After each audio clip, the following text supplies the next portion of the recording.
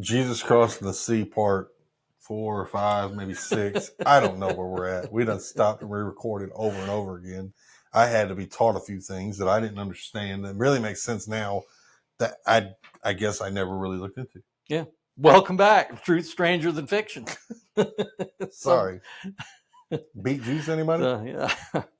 Oh my goodness. Well, let's go straight to our disclaimer. Go ahead. All right. You carry the disclaimer. Yeah, you've already done the last 3 that we had to delete. Because we don't edit our videos. Listen, guys, we don't edit our videos.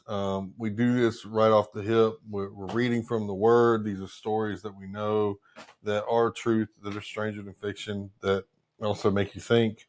I don't want you to go into this believing everything we say. I want you to do your own research and use your own discernment. I had to be taught the hard way just a minute ago. So, that wasn't hard. Well, you know what I'm saying. I mean, I had to kind of float in there and see. You just had a couple of stories crossed. I did have some stories. They were both involved water and boats. I do.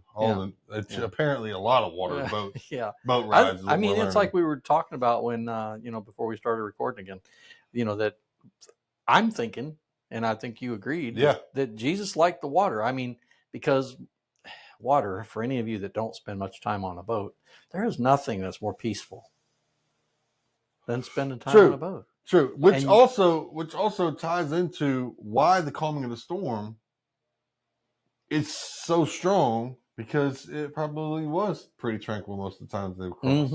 Mm-hmm. And after looking at a map of where all Jesus preached, if you go in the back of your Bibles, if you got a good one, you'll see a map of kind of where they show Jesus depicted traveling, based on biblical standpoints.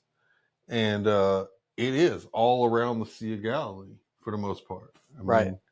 Or the Lake of Gennesaret. I learned that.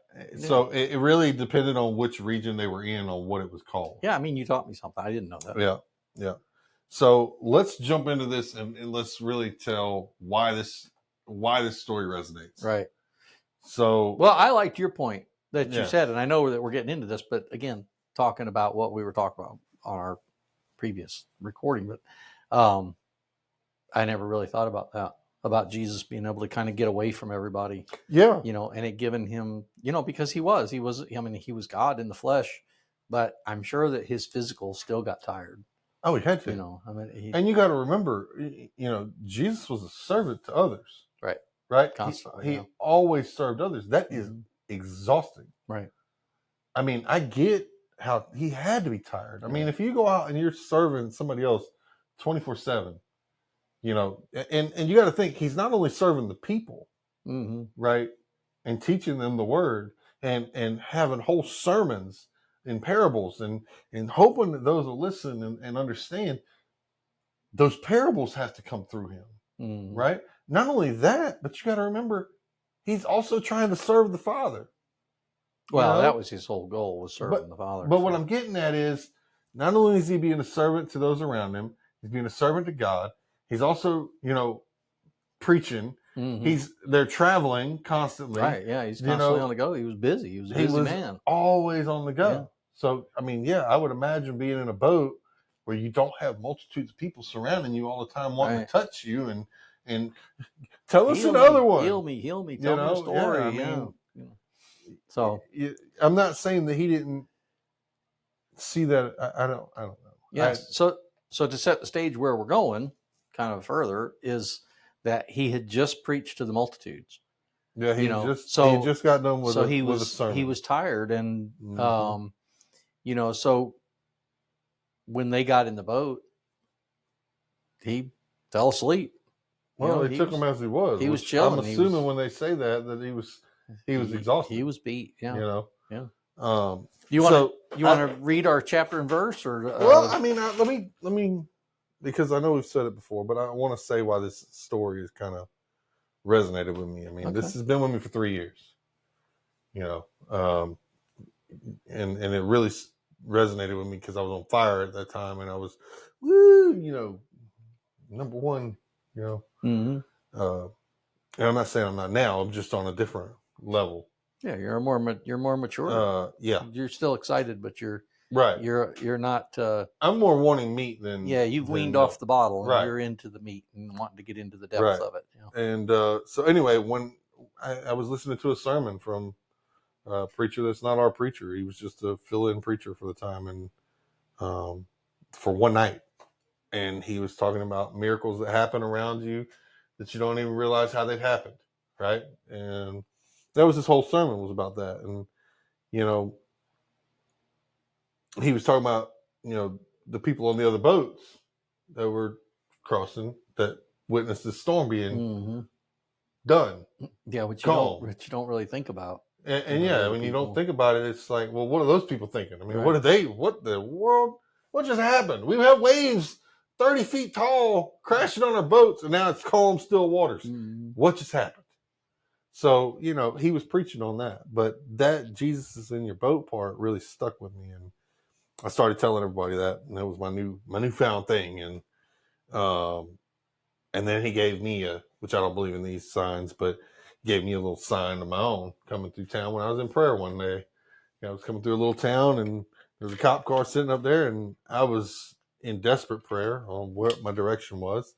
And, I feel like God has blessed me and leading me a lot. And, but anyway, so there's a boat bass boat sitting in the middle of the road. No truck, no trailer, no nothing, just sitting there. And I'm like, okay, I got it.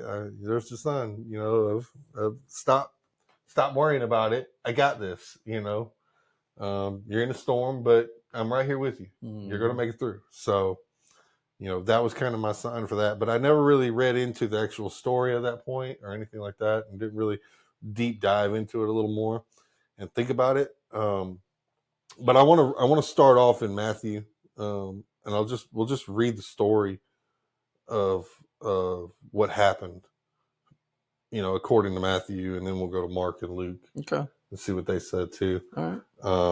And then we kind of discern a little bit, break it down. I do want to state something. So, well, let me read this first, and then we'll jump in. And this is Matthew 8:23 through 27. And when he was entered into the ship, his disciples followed him, and behold, there arose a great tempest in the sea, insomuch that the ship was covered with the waves, but he was asleep. And his disciples came to him and woke him, saying, Lord, save us, we perish.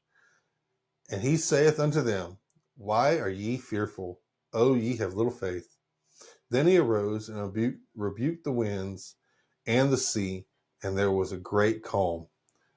But the men marveled, saying, What manner of man is this, that even the winds and the sea obey him? Yeah. Now, at that point, they had seen miracles on people. Right.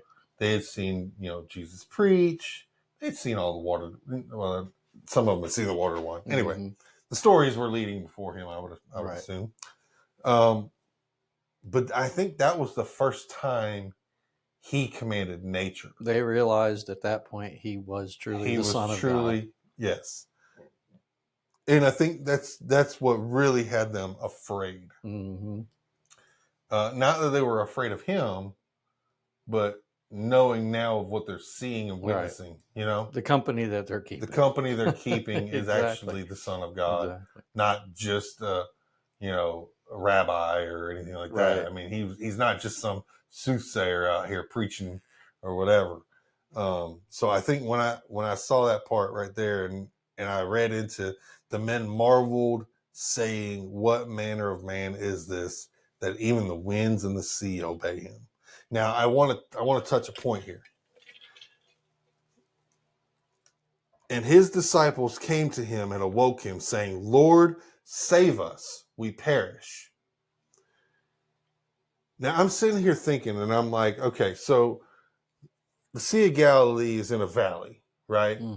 It's notorious for storms, just popping up out of thin air. It's notorious for that. Jesus had 4 disciples that knew that water. 4, right? Do you know who they are? That's Mark, Luke, John. Peter and Andrew, I was just kidding. James and John. Because they were the four what? They were the four fishermen. Right. They started off as the fishermen. They were the original. They were the OGs. They are the OGs. But my point is, these guys grew up on those waters. Right. These were fishermen. These guys seen storms like this. So why would they be panicking? This must have been a really bad storm. Mm-hmm. This must have been something they've never witnessed before. Right. To panic that hard during a storm when they've been on boats in the storm all their life. All their life. Right. Right? So, to see that, it was like, okay, wait a minute now. There's more to this story on how bad the storm was. Right? So, I wanted to also touch on where Matthew states, it says, insomuch that the ship was covered with the waves, but he was asleep. How exhausted is Jesus to not wake up during a storm like that? Right. You know what I mean? But at the same time, this goes back to Jesus is in your boat theory, or not theory, but saying, these guys are freaking out when they know they've got a miracle worker. But that was also, if we think back, they had not seen him calm storms or nature, control nature. Right. Whereas Jesus isn't worried. I mean, he's got a mission to do. He knows what his mission is. Right. These guys are still terrified of death. And something that I've often wondered, because, anytime you see a depiction of the boats that they used, it's always a single or double mast boat that's open front to back, with nets off the side. But I have to wonder if that's actually what those boats I wouldn't think like. it is. Because I think it was Mark. I'm pretty sure that it was Mark that said that Jesus was asleep, but he used more. And that's the interesting thing, not to sidebar, but I think that's another interesting thing. If you've read the apostles, the Matthew, Mark, Luke, John, they all have the same story, but their own spin is on it. Mm-hmm. So and I wouldn't even say spin; it's their own critique. Well, it's the way they see it, right? Yeah, it's their own critique. It's the way they're telling it follows. It also follows with who they were as individuals, right? Some are more accurate than others. A little more detailed. But yeah, but so if Jesus, if they had a pillow, if they actually had a pillow on the boat, I don't think that was going to be an open boat. It must have had a cabin on it. It had to have a cabin. So Jesus it also was says asleep. He's downstairs. Right. So if you're downstairs, obviously there's... Well, it says he was in the back of the boat. Well, okay. Let's go over to Mark. Mark 4:35. Jesus rebukes the wind. And the same day, when the evening was come, he saith unto them, Let us pass over unto the other side. And when they had sent away the multitude, which means it was just done preaching. Yeah. When they had sent away the multitude, they took him even as he was in the ship. Even as he was, I'm assuming, is exhausted. Mm-hmm. He's just worn out. Right. And there were also with him other little ships. So he had a big ship, right, and little ships. Okay, all right. And there arose a great storm of wind, and the waves beat unto the ship, so that it was now full. And he was in the hinder part of the ship, the rear, asleep on a pillow. And they awake him, and say unto him, Master, carest thou not that we perish? And he arose, and rebuked the wind, and said unto the sea, Peace, be still. And the wind ceased, and there was a great calm. And he said unto them, Why are ye so fearful? How is it that ye have no faith? And they feared exceedingly, and said one to another, What manner of man is this, that even the wind and the sea obey him? Now, I know we're breaking all this down into what was happening at the time and what was going on with Jesus and everything else. The main point of this is the fear that these guys just got struck into them by watching Jesus say, Peace, be still. Right. Like, that's the main point of this whole story. How much fear was struck into them, knowing who they're actually with at this They are point. with the Son of God, Now, and they know it. These guys are stupid. And I will back this up. I'm gonna listen to this. How is it that you just watched a man that you have looked up to and watched heal and watched all these things that the miracles that he's done since your time being with him? How is it that as soon as you get into a small little problem, you panic again? Maybe it wasn't a small little problem. I'm not saying that. I'm not talking. But I think we all. I'm not talking about the crossing of the sea. Yeah. I'm not talking about that. I'm talking about Lord. All these people are hungry. What are we gonna do, bro? You're talking to a man who just said, "Shut up," and the whole earth listened. Mm-hmm. You can't. How do you keep doing that?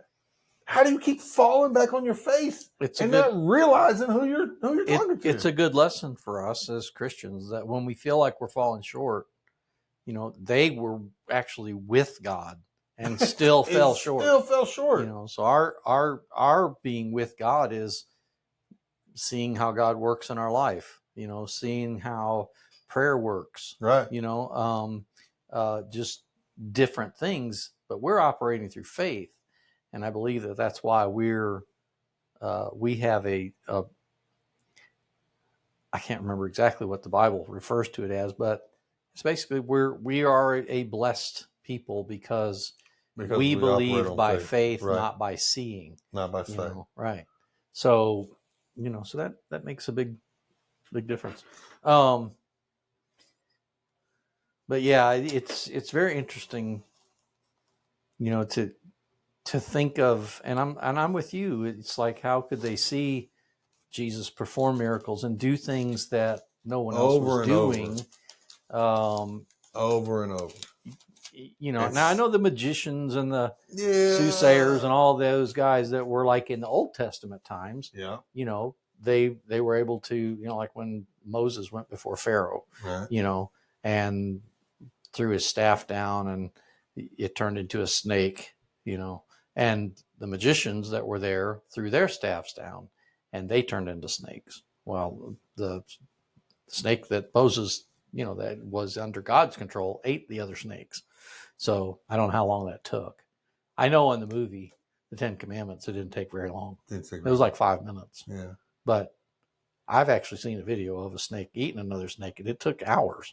So I don't know if like Pharaoh and Moses played a game of chess, while they were, I don't know. But anyway, we're way off topic here. But anyway, his belly's moving. Yeah.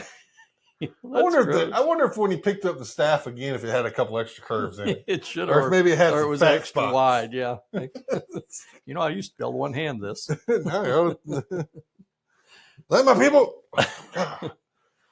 Maybe that's why when he held the staff up and brought it down, it was two-handed at the time. Could have been. We just went way off. We do it all the time. We do that a couple of times. Anyway. So what did Luke? I think, did you just go to Luke? I did. Okay, let's see what Luke's rendition is. Okay, so it's Luke 7:22-25. You mean 8? Luke 8. Yes, Luke 8. Sorry, I apologize. I just looked at the top and I realized where I was at. Luke 8:22-25. Now it came to pass on a certain day that he went into a ship with his disciples, and he said unto them, let's go over unto the other side of the lake. And they launched. Now, once again, they called it a lake there. And they launched forth, but as they sailed, he fell asleep, and there came down a storm of wind on the lake, and they were filled with water and were in jeopardy. And they came to him and awoke him, saying, Master, Master, we perish. Then he arose and rebuked the wind and the raging of the water, and they ceased. And there was a calm. And he said unto them, where is your faith? And they, being afraid, wondered, saying one to another, what manner of man is this? Like Jesus couldn't hear him. For he commandeth even the winds and water to obey him. And again, that's just it's the same thing over and over again on what they're saying. I mean, they do have that part identical, word for word, pretty much. Yeah, they do. The ending of it, but the story. I mean, any way you slice it on what happened. I mean, they're all three a little different for the most part on what Jesus says to them and what the storm was actually about. I mean, over in Mark, he tells of the smaller ships, and we could touch on that, on saying, okay, what were these guys witnessing that weren't in the boat with Jesus? Mm-hmm. Not only that, but if their big boat was taking on that much water, how many of them small boats survived this storm? Yeah. You know what I mean? Mm-hmm.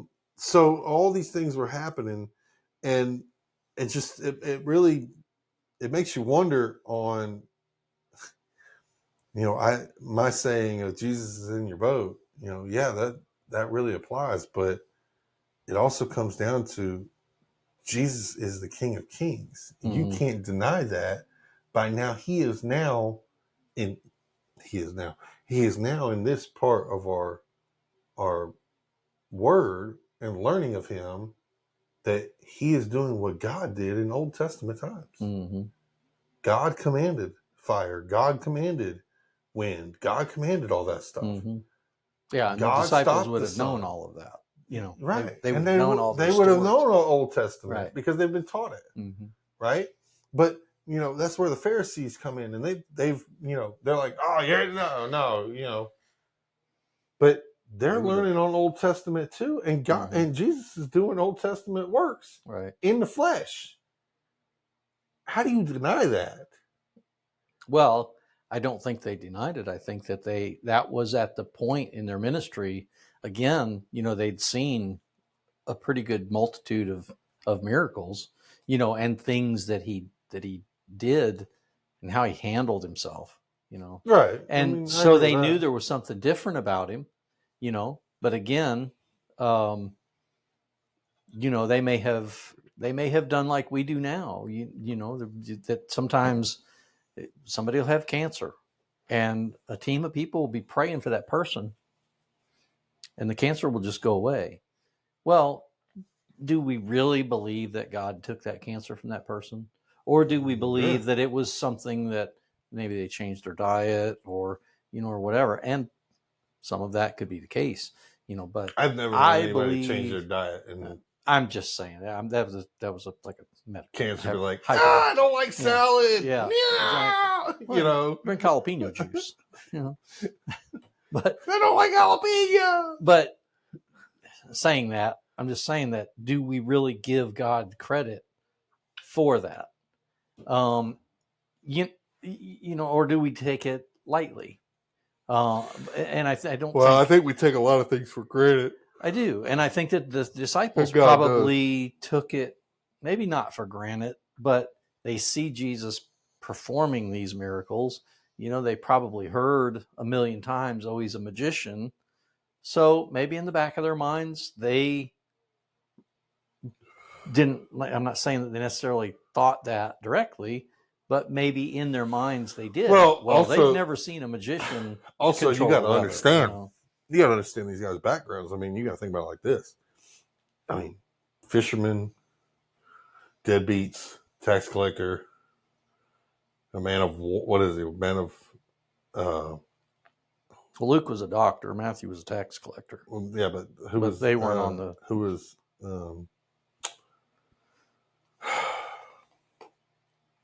He was an assassin. Well, he was a warrior. Warrior, whatever. That was. I can't remember his name to save my life. But anyway. Yeah. But I mean, all these people were basically rejects to the common world.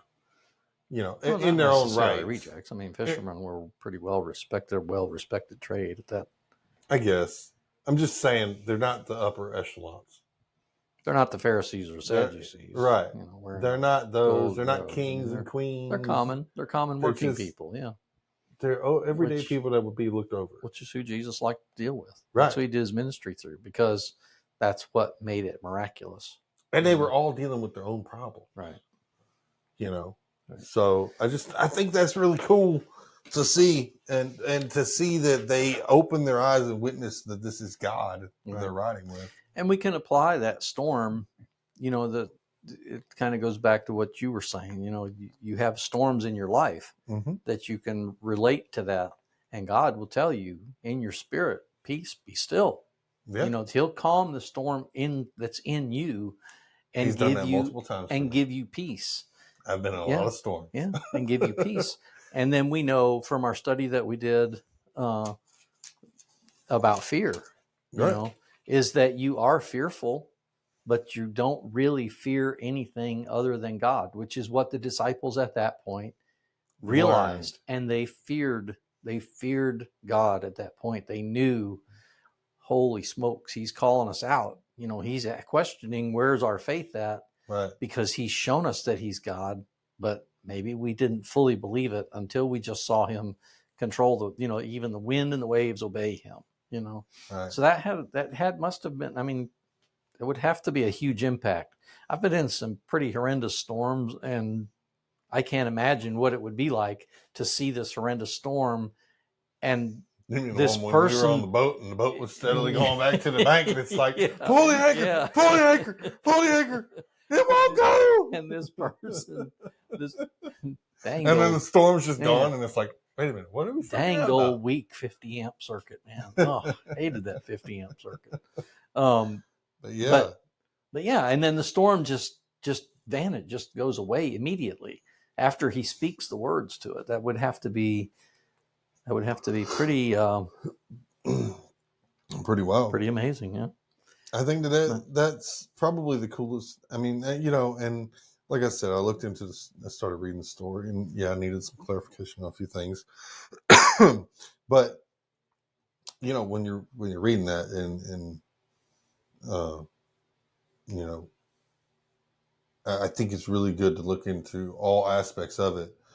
So that's one of the reasons why I'm glad we did this podcast. We're looking at exhausted flesh. We call it exhausted flesh that needs recharged. And it does make sense that they took the boat from here to here to here to here. At the same time, that keeps him that gives him a recharge. And I think if we take also from that, Jesus wants us to follow in his footsteps, correct? Well, if you can't go out and serve your entire life away without recharging or without having to give, right? If you just give everything away, then you have nothing to give again. Now, I'm not saying that God won't bless you and give you more, but at the same time, if you think about it, if you don't take rest and rest with him, you're going to burn out. So I feel like that's kind of something else that we can get from this is Jesus has been out healing the multitudes and preaching to the multitudes and spreading the word and showing who God is and what their faith should be, especially knowing what was coming. I know Jesus knew the whole time what his end game was, where he was going to end up. He knew that. It even says in the Gospels, he knew that. He tried to tell the disciples over and over again. But you need your rest with him to be able to go out and do more. So that's something we take out of it. We take out of it to remember that while you're resting, Jesus is with you saying, be still, be calm on that storm that you're going through. And all you have to do is call on him. But don't call on him that you're drowning. Call on him for the simple fact that there's a storm. If I had to guess, these guys are panicking. They're in straight panic mode. When they're asking, do you not care about us? Oh, man, are you for real right now? After you're the chosen ones? Right. And you're going to say, I don't care about you? Wait a minute now. You got very little faith in me. So, those are all things that I take from this story, and it just gets deeper and deeper the more you dig, from one story. Now imagine that in a spiritual sense, it's just the further you go down, It's a rabbit hole on one story. Yeah. Yeah. But, all the Bible stories basically always lead back to the same basic principles. Yep. Trust, faith, no fear, and God's going to take care of you. That's right. And again, we've talked about this before. God answers prayers. Oh, definitely. I can attest to that firsthand. But a lot of people, and the Bible also states, Christ Himself tells us, if you ask anything in my name, the Father will give it. He'll grant you that. But you have to be careful how you use that, because I truly believe that God will literally give you everything. If you ask for $1 million, I believe God will give you $1 million in one way or another.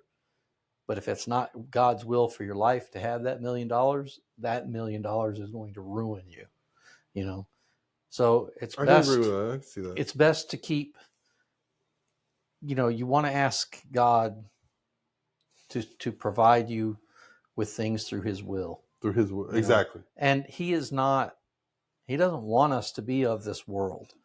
It's not, and I don't think that there's anything wrong with having nice things or, but you don't want to set anything up in your life as a god. I mean, I know people that, their vehicle is a god, because it's just, or their house is a god, or their job is a god, because it takes precedence. Whatever those things are that are of this world take precedence over them, that person allowing God to work through them, or or even maybe having a relationship with God, part of their ministry. Yeah, exactly. Yeah. And I mean, and there's sacrifices to everything, and and we all fall short. I'm guilty of that. I had,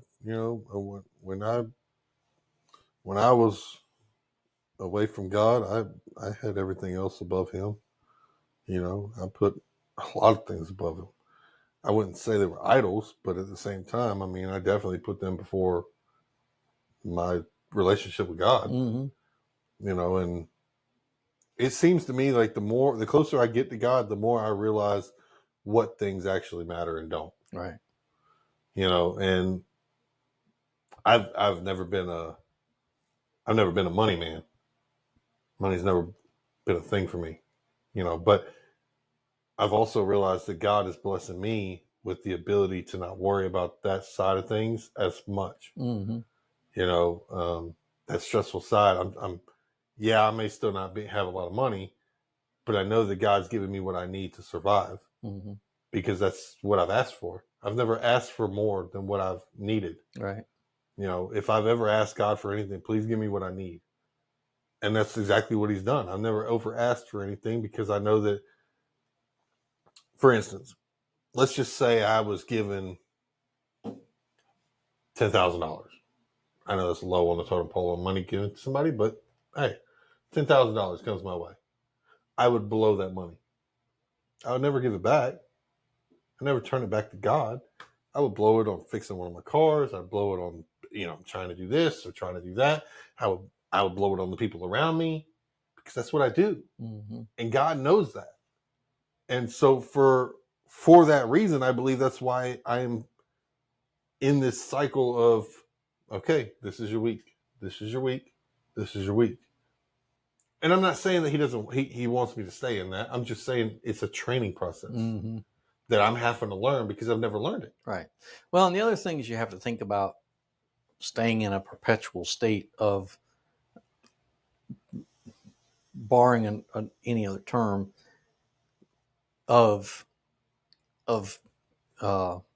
poverty is not the right word, but basically living week to week, is that,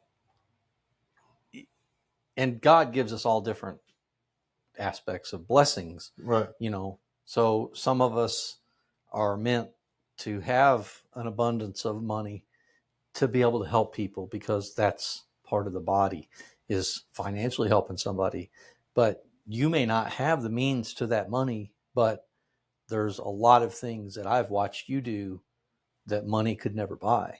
Right. And I've watched you impact people's lives, and you've made them question, wow, I mean, God must be real because I've watched what he did in Michael's life, and again, you don't have a lot of money, but your outreach, maybe that's not it. Yeah, But as no, you I grow don't believe it and is. God may bestow that on you. He may say, okay, Michael, I'm going to give you this money, and here's what I want you to do with it. But there's something interesting in the Ten Commandments, and I've often not really deeply pondered it, but just thought about it, is that God doesn't tell us not to have other gods. He tells us not to have any gods before him. That's true. He says, don't have gods before me. So, but then it also says there are no gods other than me. Well, anything can become a god. Anything can become, your vehicle can become a god to you because you go out and you polish on it, and you admire it, and you want to pull up to a stoplight, and you want all eyes on you when you're in that vehicle, and you want to take it to a car show, and you get this grand feeling off of carrying a trophy away from it, or having people walk around it and want to look at it, and if you're not careful, that falls into pride. And see And that okay. So with what you're saying there, mine wasn't about my vehicle. Mine was about my brand. God stripped that away from me. The lust of it. mm-hmm. Because it was, man, I was always on Instagram Live. I was always talking to people. Yeah. And yeah, I was preaching a good message of, mental health and this and that, and people that are trying to commit suicide. And I've led several guys to go to church and learn who God is through that. Mm-hmm. But I don't think that was what my calling was for. And so, when I was doing that, I felt good. Well, see, I disagree with what you're saying. At the time, I mean, a lot of us wanted to wring your neck, but at the end of that, I think you put yourself in that. But I look at you now and I realize that God had you in that as part of your testimony. I agree. Because now you look back at that, and I do believe your heart was in the right place. You were trying to help people, but you were also, you allowed pride to come Correct. into that. Right. And that pride, because you were trying desperately to make something go that I don't think God was ever going to allow to go. But you've learned so many lessons through that. Well, here's one of the things that I did learn. So I learned that I was a good leader. But I also learned that being a good leader came with pride. And there was no humility in it. There was no humbling myself. I was the top of the totem pole in my eyes. When it came to car shows and I went, everybody knew me. Big companies knew me. People knew me. People would come up and talk to me. When I'm trying to introduce myself to somebody else, I got 15 other people trying to talk to me. That built my ego, built me to who I was. And for me, I had to break down. God broke me down and put me into a job where I couldn't do that kind of stuff. I needed the job. I wasn't making any money, but he didn't give me a job that I could do both. Right? He gave me a job where I'm up at random hours, but it still kept the side of me that enjoyed cleaning and detailing and making things look good and blah, blah, blah. I kept that side, but the pride was gone.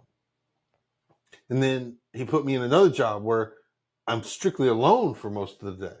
I'm all alone. It was a breakdown of me saying, okay, yeah, you're a good leader, and you probably will be always a good leader. But you have to understand that when you're leading, you have to be leading the right people and doing the right leading. Right, leading the right direction. Right? Yeah. Mm-hmm. So for me, I had to break that down. Here's my problem. This is what scares me, though. because I feel like God has put me into a leadership role again with our group. And the guys kind of brought this up to me because they looked at me as a leader because I brought the group together. Mm-hmm. But I'm terrified of it. Now I'm scared of a leadership role. Whereas before, no, I ate it up. Loved it. Had the ability to talk to whoever I wanted. Wasn't scared to reach out and talk to anybody. I had none of it. Well, I'll explain to you the difference between the two. I'm sure you probably already know. I do, but go ahead. But the one, leadership, didn't have any value. There was no value in that leadership. This leadership that you're in now with your men's group, there's value, there's accountability. This one over here, if you failed, it doesn't really matter to the world. It only mattered to you. Well, also, we can expand on that. If this side failed, the old side of pride and leadership and everything failed, I always had a scapegoat. I could always lie it off. And I always say, oh, well, they didn't do what they were supposed to do, or this, or whatever. I didn't get a shipment out in time. Oh, man, dude, the UPS must have not. Let me resend it. It was me. I didn't send it out, right? I knew that it was me. But I wasn't holding myself accountable for anything. Whereas in the men's group, I have to hold myself accountable. All these guys know me. Right. They know my past. They know what I'm talking about is whether it's true or not. And for me, that scares me because it's also me coming out of who I am and being real. And that was the one thing that I know when I ran NSB, that I had a different persona, right? I separated myself from the true me to the me that was there. So I was never Michael there. I was always Merck. Everybody knew me as Merck. So if I would go to a show or if I would go somewhere or if I'm going to a truck meet here in town or if I'm going to whatever and they said Merck, I knew they knew my persona. They didn't know the real me. Right. Right? But then I've got my cousins going with me and they're, Michael, look at this. Michael, look at that.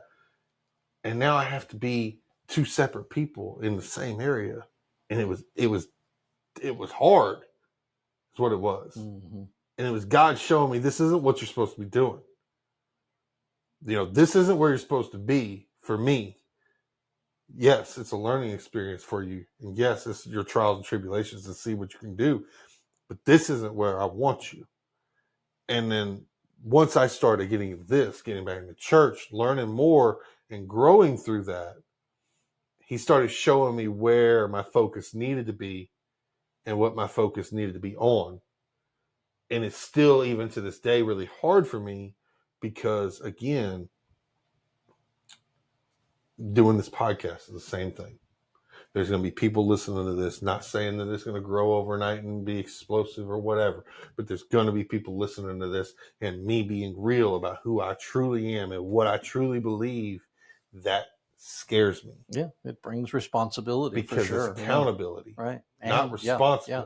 Well, it's both responsibility and accountability. I agree. But the responsibility I'm fine with. It's the accountability because it's just like when Jesus went back to his hometown. Well, you're not Jesus, whatever. They all put him down. But it's the same thing. If I start, people that I know start watching this and they're like, oh, well, that's Merck. Wait a minute, who is that guy? Because they don't understand where I'm at now. Right, your growth, yeah. And so that accountability of who I was to who I am, even though I forgive myself, they may not understand. Right. And I don't want to lose them and they get lost in the sauce of who I was versus where I am now, and it turns them away from God. I pray that doesn't happen. But that's one of the reasons why I've been so scared to put our podcasts out there like that. Because you're looking at a whole different person than who you know. Right. And right. So. Yeah, and that goes, we're all that way. But that's part of our growth. You know, it's part of Oh, yeah. it's part of our growth as people, and we're everyone. If you've turned your life to Christ, and there's a difference between turning your life to Christ and giving your life to Christ. You know, if you turn your life to Christ and you're growing and you keep tripping and you're growing and then you keep tripping, and Satan will use that against you because he's going to be All like, you day. know what? People are going to see the real. But look at Saul. No, I mean, the dude killed Christians by the hundreds. He persecuted the church, and then he became one of the apostles. You know, he was one of God's tools. He wrote a lot of stuff in the Bible. Yeah. You know, not Saul, but Saul when he changed, you know, when God changed his name to Paul, or Christ changed his name to Paul. But yeah, we all have testimonies, and we golly, man, we all fall short. You know, so that's a good lesson for everybody watching, is that it doesn't matter what's going on in your life right now. In the future, you might see something bad going on in your life. You're going to see that it was a stepping stone that God used to put you in a position where you needed to be for Him, not for yourself, but for Him and for the ministry that He wants each of us to, you know, because we all have our own gifts. Yeah, right. We all have our own gifts of people that we're going to touch and people that we're going to be able to reach. You can reach people that I can't. I can reach people that you can't. You know, Joe Blow down the street can reach people that neither one of us can. Yeah. Because again, it all goes back to we're different parts of the body. I think the hardest part, the one part that I try and remember when I'm going through struggles, all it is being molded as the clay. How tough are you? How much devout are you? How faithful are you? Right? I mean, the faith of a mustard seed could move mountains. I still don't think people fully grasp that. I mean, I still don't. Mm-hmm. My faith is strong. I believe in God. I know what He can do. I know what's coming. I know where I'm going to be. I know all that. My faith is strong. But I still don't know if I have the faith of a mustard seed. Mm-hmm. Does that make sense? It does. And so, you know, it's, but yeah, it's the clay being formed. I mean, He's got to put pressure on you to mold you into who you're supposed to be. Mm-hmm. And it really sucks. It really sucks when you fall and you have to ask to get back up. It really sucks when oh man, dude. It really sucks when he has to throw that clay against the wall and beat it to a pulp to start over again. Mm-hmm. I hate it. I've been there. I've done that. It's horrible. But I mean, even even at this point in time, you know, God loves you for your flaws, right? And He will change you to who you're supposed to be. And if you let Him. If you let Him, yeah, correct. If you let Him. And my thing is right now, you know, you're reading about, you know, followers of Christ don't have dirty mouths and blah, blah, blah. And, you know, I don't remember where I read that, but it's in here somewhere. I couldn't off the top of my head right now. There's a lot of everything in there. But I mean, it's in there. It's about a foul mouth and stuff like that. But anyway, I still have a foul mouth. And I'm trying. Oh, you do not have a foul mouth compared to what you had 3 or 4 years ago. Yeah, I mean, that's true. And you've really gotten know that under control. You know. I know, but it's still, it weighs on me now more than it ever did. But that you're aware of it, though. I know. That's the key to everything. I know. So, and I'm not saying that it's not, but I'm just saying to those of you that are trying to, you know, grow in Christ. I mean, and to be better followers and to learn and to everything else. Just know that you're going to start finding the problems in yourself and judging yourself. Yep. And that's when it really, I mean, at that point, I mean, it's really, God's not beating you down. You are. You know what I mean? Yeah, that's right. So that's right. Yeah, you're supposed to be your own judge. You'll be your own worst enemy. But you can't, you have to make sure that if you're being your own worst enemy, don't let Satan use that against you, because he'll tell you, oh, you know what? You said you were perfect. You just read your Bible this morning. Why did you tell that lie to that person that just called you and you said you needed to get off the phone when you really didn't need to get off the phone? You just wanted to get off the phone. I do that multiple times. But instead of just saying, "Hey, I really need to let you go. I'm about to go eat dinner," you'll go, "Oh man, I've got to, do XYZ or something." You just won't tell. I got another call, bro. I'll call you back. Right, and so I mean, and I'm using that as it's a small, insignificant lie, but it's still a lie. It's still a lie. And it's still, in God's eyes, it's a lie. Is a lie. Is a lie. That's right. Doesn't matter how big or small. Right. So so that said, I mean, you die to self every day. You die to self. You die. You let your flesh die off, and you just start new the next day. And God will forgive you. And it's like you said with the clay. Everything is just pounding that clay and pounding it, and then he's gonna make something out of that clay.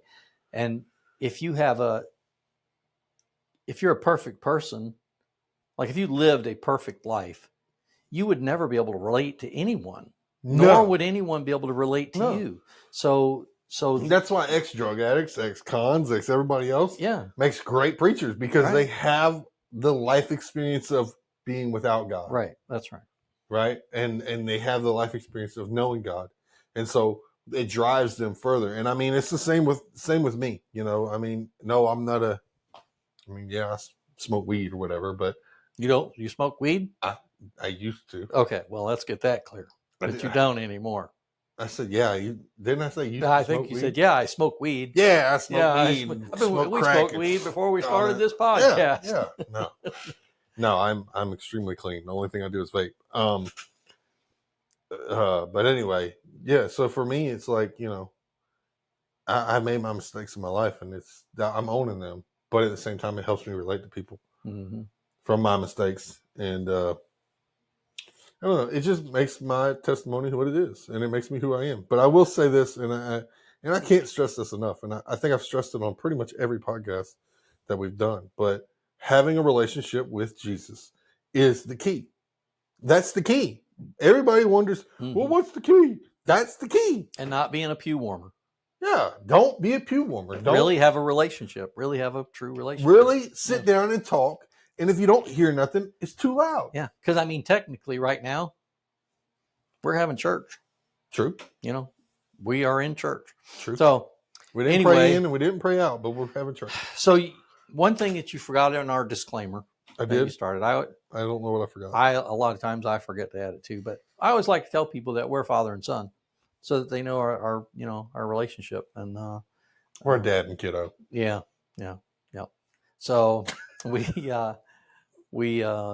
decided to start doing these podcasts just because for years, probably the past 3 years, especially, we sit down and we've always had topics of conversation that were just always off the wall, and we'll jump from one topic to another, like, oh, look, a squirrel.